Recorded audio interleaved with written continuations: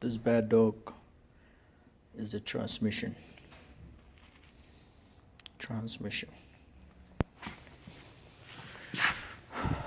Torque converter.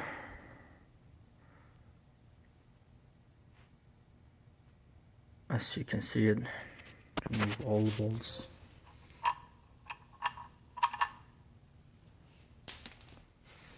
So jack it up the whole front with the jack stand there.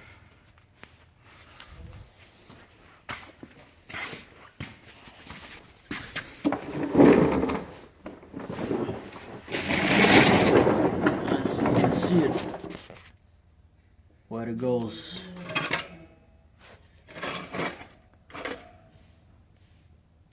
The back, the engine, that's where goes the transmission. Waa arkaysaa maanta waa transmissiona laga soo saaray baskan. Maxaa la dhahaa transmissionkiisana waa kana meesha yaalo. So waa transmissionka waa transmission xun. Mid kale ayaa la saaraya haddana. So air brake bus hadda arkaysiin compressorkiisii air dryerkiisii qaybtaas oo qaybta ku xirmayso.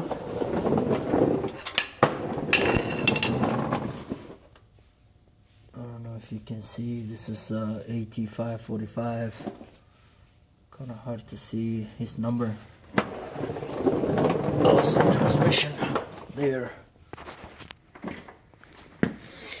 I have the other one, brand new one. It's back here. They just drop up right now. Brand new transmission number 2. Have to be same numbers. Allison 8545. Serial number is 29514-623. That's the date is for today, January 19, 2015. 2 oil coolers has there. The transmission is brand new. All wires. The bolts there. Torque converter is brand new. So for today, that's what I share with you guys. You can put right here, hang up.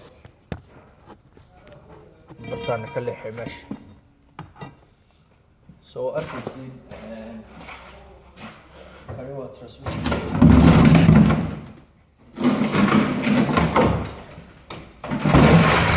Jack stand. This is nothing. Put up there.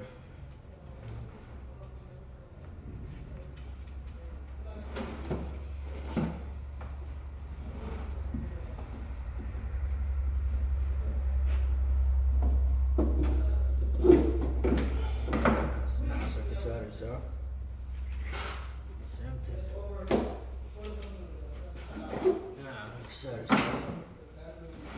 All transmissions here. The governor حقه هذا the shift solenoid, the neutral safety switch there. غير مشو اسكو بدل مشوار one قبوجيها one cooler انتو كبحات هيك وصحنا inside the transmission. The DOT is this side.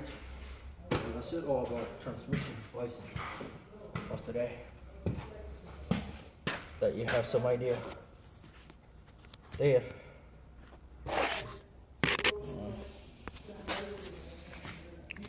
The transmission.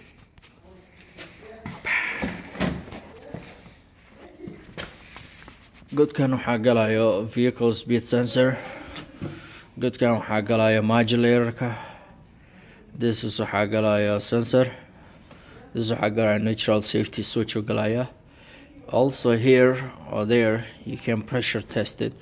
Transmission line pressure tested waa meeshaas qaybtaasi. And this is drive shiftiga gala governorkii anda ku jiro. Here is the governor box there. Meeshaan the rear end drive shifting waaye. BOT or BTO aa lagu wacaa meeshaan waa qaybta oo hydraulic lifterka to the cooler. Meeshaan wuxuu aaraariyay qaboojinaya transmissionka.